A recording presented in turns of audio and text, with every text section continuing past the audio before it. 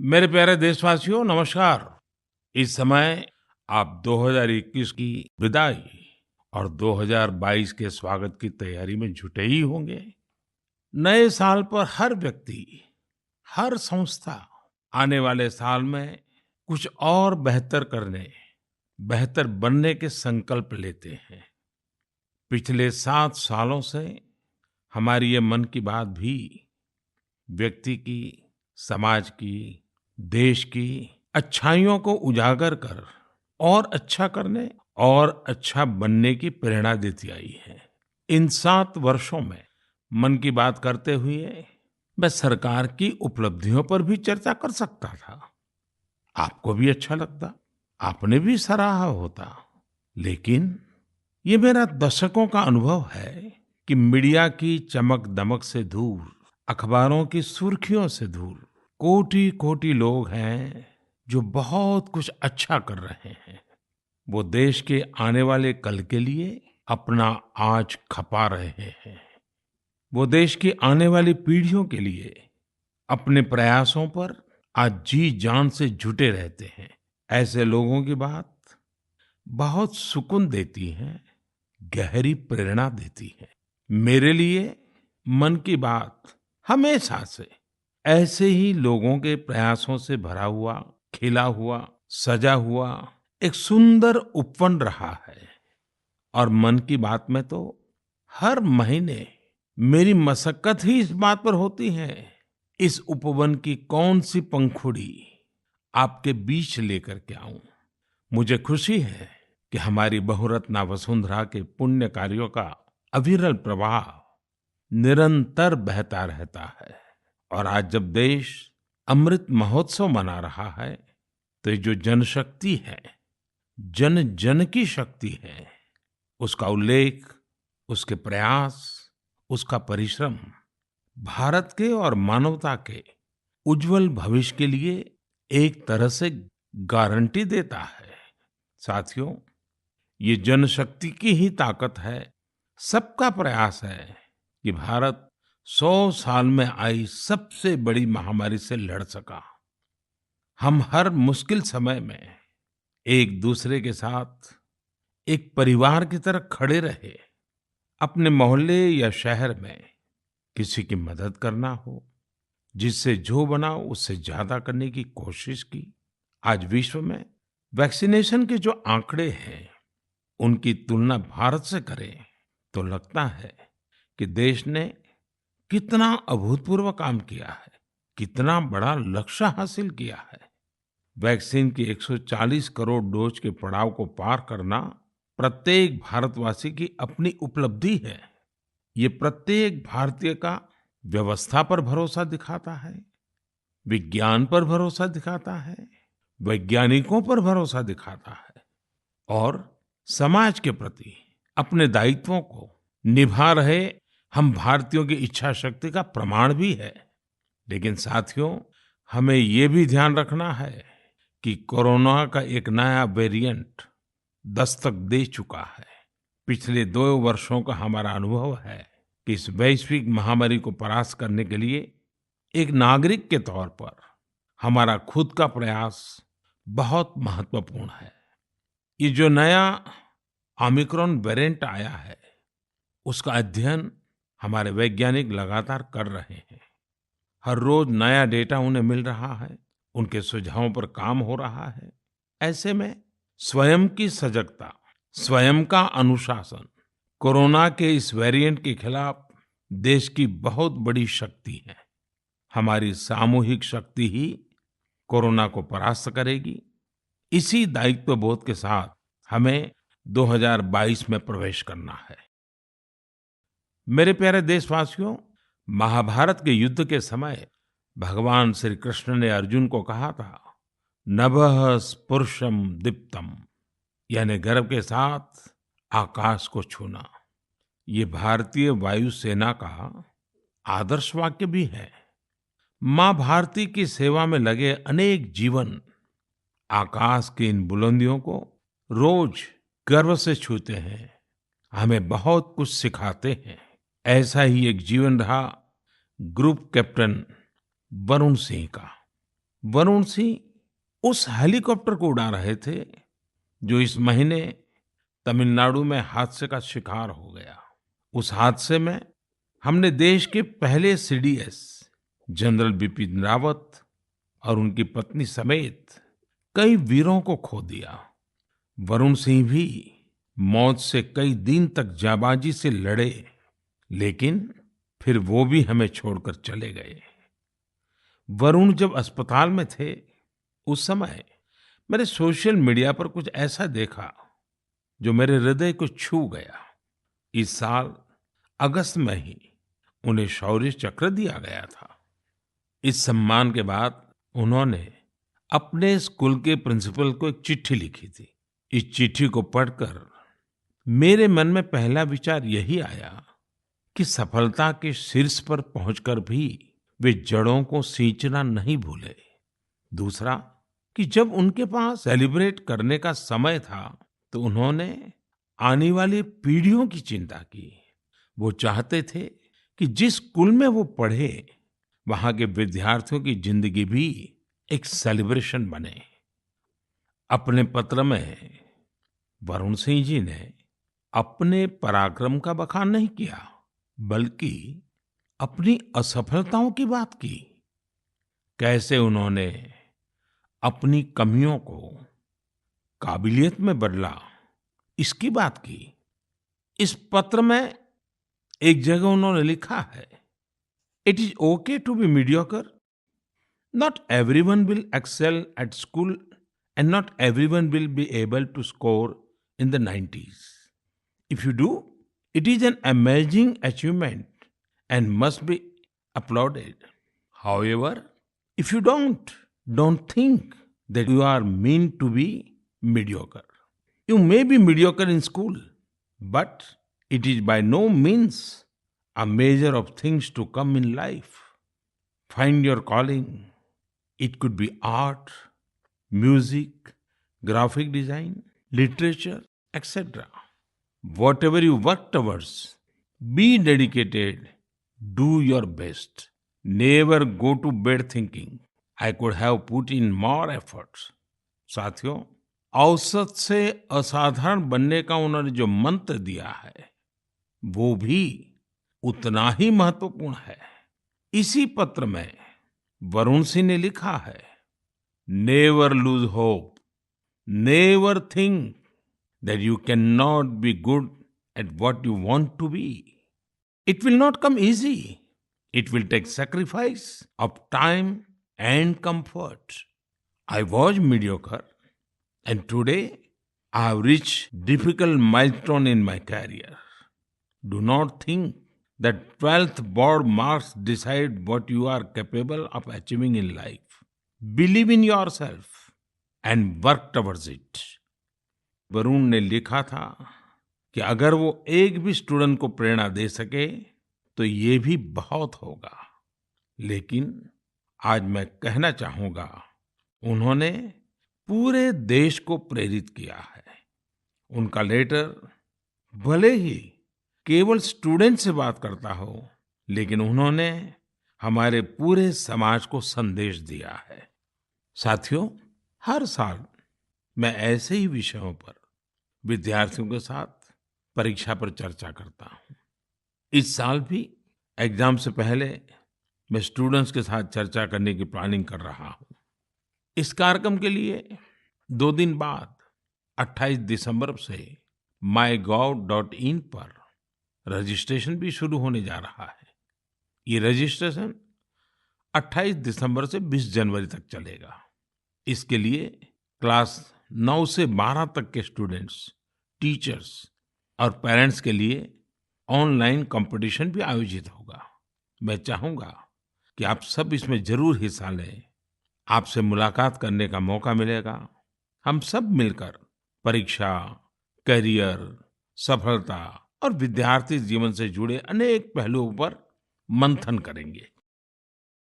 मेरे प्यारे देशवासियों, मन की बात में अब मैं आपको कुछ सुनाने जा रहा हूं जो सरहद के पार कहीं बहुत दूर से आई है। ये आपको आनंदित भी करेंगी और हैरान भी कर देंगी। वन्दे मातरम्, वन्दे मातरम्, सुजलां सुफलां मलयजशीतलां, स्वस्ति श्यामलां मातरम्, वन्दे मातरम्, शुभ्रे ज्योत्स्ना फुल्लकितयामिनी, फुल्लकुसुमितं नृमदलशोभिनी, सुहासिनी सुमधुरभाषिणी, सुखदं वरदं मातरम्, वन्दे मातरम्, वन्दे मातरम्। मुझे पूरा विश्वास है कि ये सुनकर आपको बहुत अच्छा लगा होगा, गर्व की अनुभूति हुई होगी। वंदे मातरम में जो भाव निहित है, वो हमें गर्व और जोश से भर देता है। साथियों, आप ये जरूर सोच रहे होंगे कि आखिर ये खूबसूरत वीडियो कहाँ का है, किस देश से आया है। इसका जवाब आपकी हैरानी और बढ़ा देगा। वंदे मातरम प्रस्तुत करने वाले ये स्टूडेंट्स ग्रीस के हैं। वहां वे इलिया के हाई स्कूल में पढ़ाई करते हैं। इन्होंने जिस खूबसूरती और भाव के साथ वंदे मातरम गाया है, वो अद्भुत और सराहनीय है। ऐसे ही प्रयास दो देशों के लोगों को और करीब लाते हैं। मैं ग्रीस के इन छात्र छात्राओं और उनके टीचर्स का अभिनंदन करता हूँ। आजादी के अमृत महोत्सव के दौरान किए गए उनके प्रयास की सराहना करता हूँ। साथियों, मैं लखनऊ के रहने वाले नीलेश जी की एक पोस्ट की भी चर्चा करना चाहूंगा। नीलेश जी ने लखनऊ में हुए एक अनूठे ड्रोन शो की बहुत प्रशंसा की है। ये ड्रोन शो लखनऊ के रेसिडेंसी क्षेत्र में आयोजित किया गया था। 1857 के पहले स्वतंत्रता संग्राम की गवाही रेसिडेंसी की दीवारों पर आज भी नजर आती है। रेसिडेंसी में हुए ड्रोन शो में भारतीय स्वतंत्रता संग्राम के अलग-अलग पहलुओं को जीवंत बनाया गया। चाहे चौरी चौरा आंदोलन हो, काकोरी ट्रेन की घटना हो, या फिर नेताजी सुभाष बाबू का अदम्य साहस और पराक्रम, इस ड्रोन शो ने सबका दिल जीत लिया। आप भी इसी तरह अपने शहरों के, गांवों के आजादी के आंदोलन से जुड़े अनूठे पहलुओं को लोगों के सामने ला सकते हैं। इसमें टेक्नोलॉजी की भी खूब मदद ले सकते हैं। आजादी का अमृत महोत्सव हमें आजादी की जंग की स्मृतियों को जीने का अवसर देता है, उसको अनुभव करने का अवसर देता है। ये देश के लिए नए संकल्प लेने का, कुछ कर गुजरने की इच्छा शक्ति दिखाने का प्रेरक उत्सव है, प्रेरक अवसर है। आइए स्वतंत्रता संग्राम की महान विभूतियों से प्रेरित होते रहें, देश के लिए अपने प्रयास और मजबूत करते रहें। मेरे प्यारे देशवासियों, हमारा भारत कई अनेक असाधारण प्रतिभाओं से संपन्न है, जिनका कृतित्व दूसरों को भी कुछ करने के लिए प्रेरित करता है। ऐसे ही एक व्यक्ति हैं तेलंगाना के डॉक्टर कुरेला विट्ठलाचार्य जी। उनकी उम्र 84 साल है। विट्ठलाचार्य जी इसकी मिसाल है कि जब बात अपने सपने पूरे करने की हो तो उम्र कोई मायने नहीं रखती। साथियों, विट्ठलाचार्य जी की बचपन से एक इच्छा थी, वो एक बड़ी सी लाइब्रेरी खोले। देश तब गुलाम था, कुछ परिस्थितियां ऐसी थी कि बचपन का वो सपना तब सपना ही रह गया। समय के साथ विट्ठलाचार्य जी लेक्चरर बने, तेलुगु भाषा का गहन अध्ययन किया और उसी में कई सारी रचनाओं का सृजन भी किया। 6-7 साल पहले वो एक बार फिर अपना सपना पूरा करने में जुटे। उन्होंने खुद की किताबों से लाइब्रेरी की शुरुआत की, अपने जीवन भर की कमाई इसमें लगा दी। धीरे धीरे लोग इससे जुड़ते चले गए और योगदान करते गए। यदाद्री भुवनागिरी जिले के रमन्नापेट मंडल की इस लाइब्रेरी में करीब 2 लाख पुस्तकें हैं।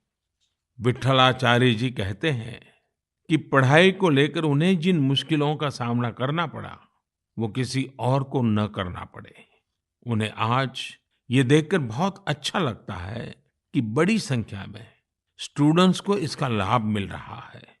उनके प्रयासों से प्रेरित होकर कई दूसरे गांवों के लोग भी लाइब्रेरी बनाने में जुटे हैं।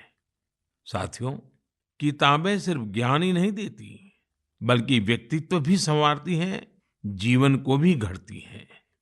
किताबें पढ़ने का शौक एक अद्भुत संतोष देता है।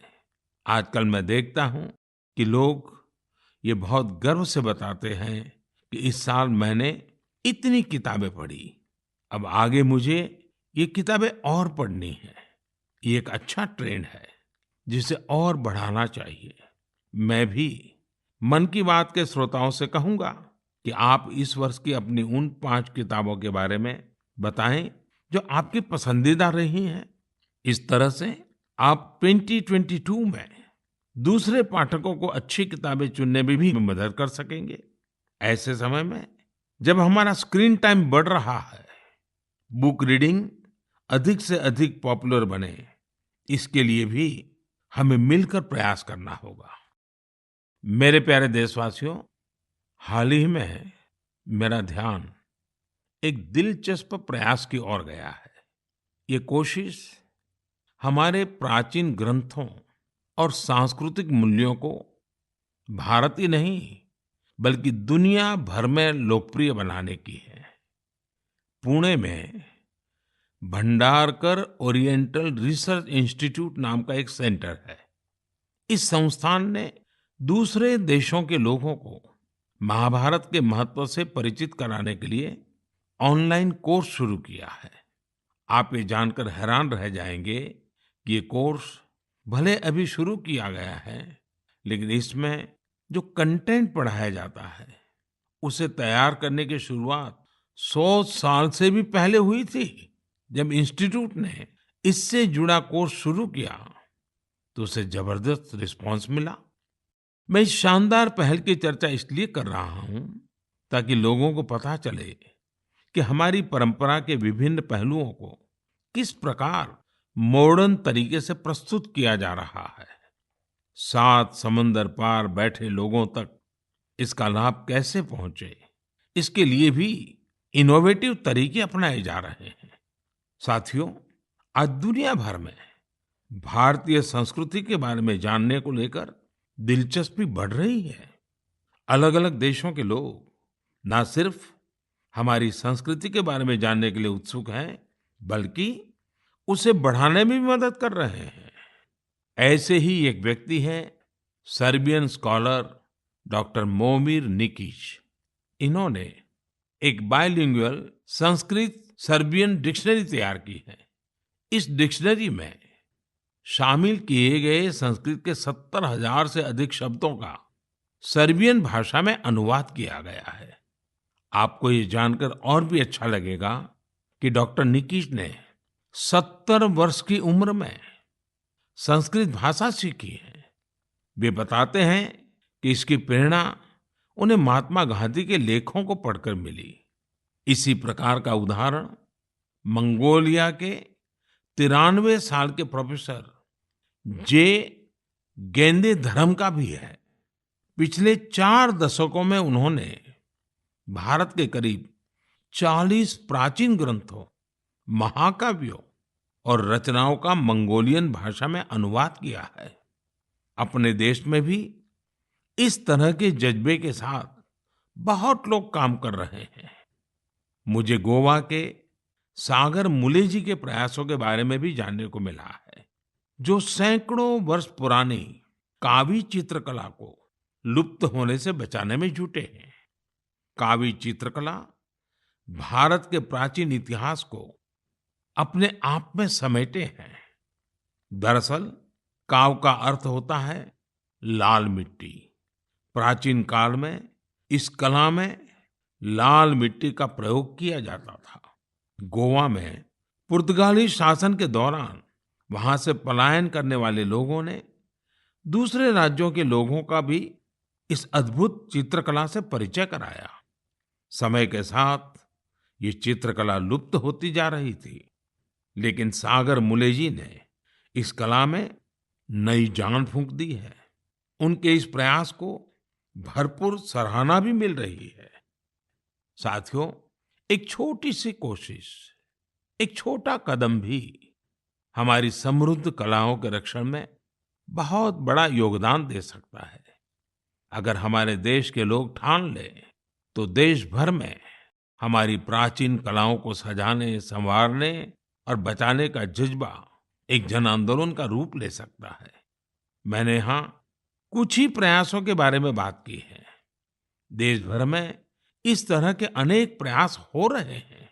आप उनकी जानकारी नमो ऐप के जरिए मुझ तक जरूर पहुंचाएं।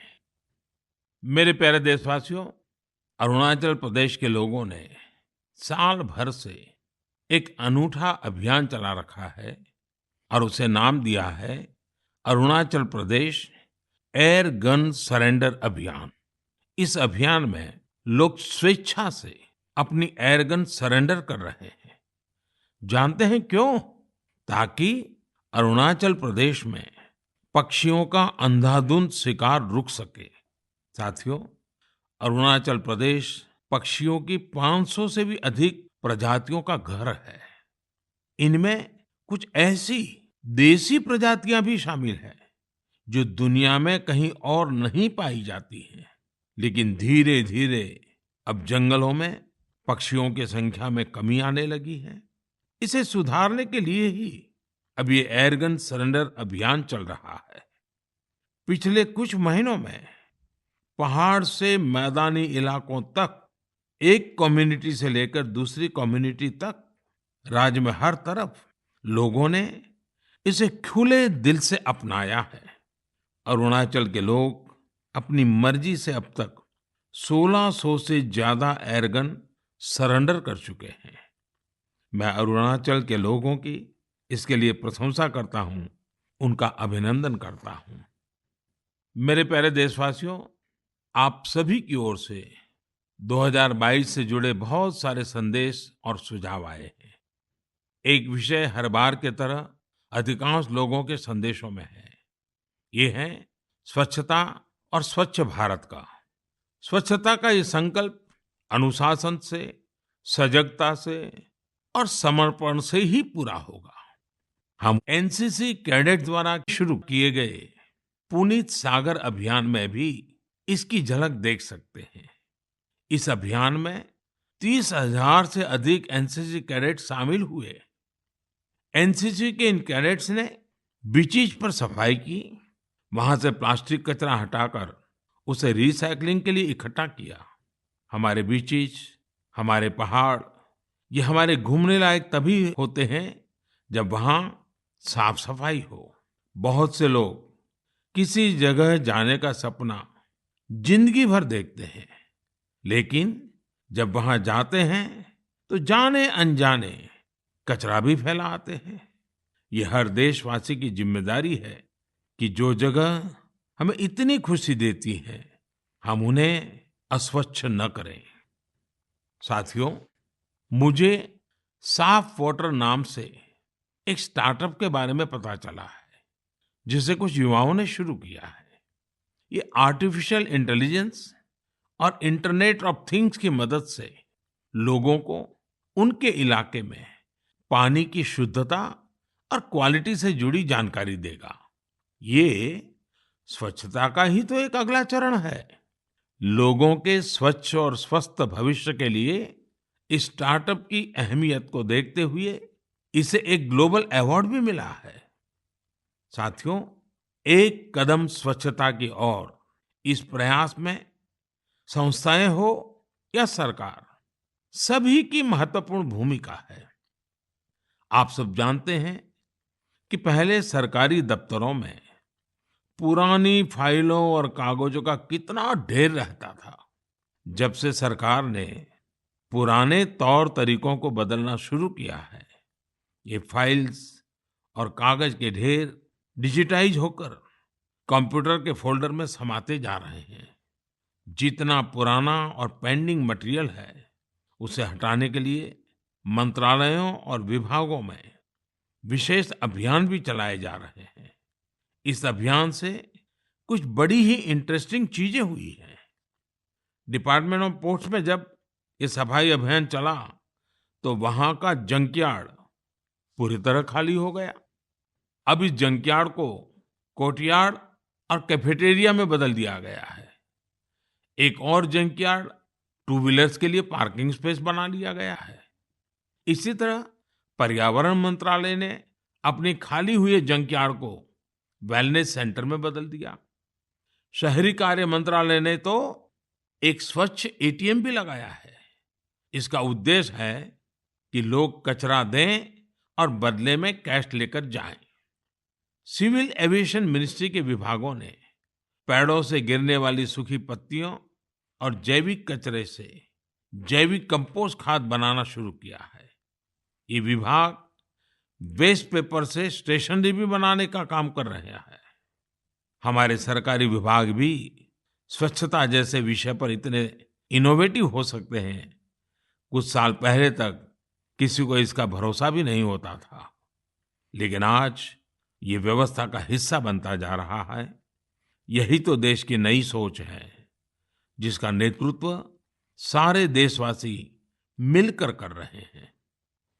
मेरे प्यारे देशवासियों, मन की बात में इस बार भी हमने ढेर सारे विषयों पर बात की। हर बार की तरह एक महीने बाद हम फिर मिलेंगे, लेकिन 2022 में हर नई शुरुआत अपने सामर्थ्य को पहचानने का भी एक अवसर लाती है। जिन लक्ष्यों की पहले हम कल्पना भी नहीं करते थे, आज देश उनके लिए प्रयास कर रहा है। हमारे यहाँ कहा गया है, क्षणशः कणशश्चैव विद्याम अर्थंच साधयेत्। क्षणे नष्टे कुतो विद्या, कणे नष्टे कुतो धनम। यानी जब हमें विद्या अर्जित करनी हो, कुछ नया सीखना हो, करना हो, तो हमें हर एक क्षण का इस्तेमाल करना चाहिए। और जब हमें धन अर्जन करना हो, यानी उन्नति प्रगति करनी हो, तो हर एक कण का यानी हर संसाधन का समुचित इस्तेमाल करना चाहिए। क्योंकि क्षण के नष्ट होने से विद्या और ज्ञान चला जाता है, और कण के नष्ट होने से धन और प्रगति के रास्ते बंद हो जाते हैं। ये बात हम सब देशवासियों के लिए प्रेरणा है। हमें कितना कुछ सीखना है, नए नए इनोवेशंस करने हैं, नए नए लक्ष्य हासिल करने हैं। इसलिए हमें एक क्षण गंवाए बिना लगना होगा। हमें देश को विकास की नई ऊंचाई पर लेकर जाना है। इसलिए हमें अपने हर संसाधन का पूरा इस्तेमाल करना होगा। ये एक तरह से आत्मनिर्भर भारत का भी मंत्र है, क्योंकि हम जब अपने संसाधनों का सही इस्तेमाल करेंगे, उन्हें व्यर्थ नहीं होने देंगे, तभी तो हम लोकल की ताकत पहचानेंगे, तभी तो देश आत्मनिर्भर होगा। इसलिए आइए हम अपना संकल्प दोहराएं कि बड़ा सोचेंगे, बड़े सपने देखेंगे और उन्हें पूरा करने के लिए जी जान लगा देंगे। और हमारे सपने केवल हम तक ही सीमित नहीं होंगे। हमारे सपने ऐसे होंगे जिनसे हमारे समाज और देश का विकास जुड़ा हो, हमारी प्रगति से देश की प्रगति के रास्ते खुले। और इसके लिए हमें आज ही लगना होगा, बिना एक क्षण गवाए, बिना एक कण गवाए। मुझे पूरा भरोसा है, इसी संकल्प के साथ आने वाले साल में देश आगे बढ़ेगा और 2022 एक नए भारत के निर्माण का स्वर्णिम पृष्ठ बनेगा। इसी विश्वास के साथ आप सभी को 2022 की ढेर सारी शुभकामनाएं। बहुत बहुत धन्यवाद।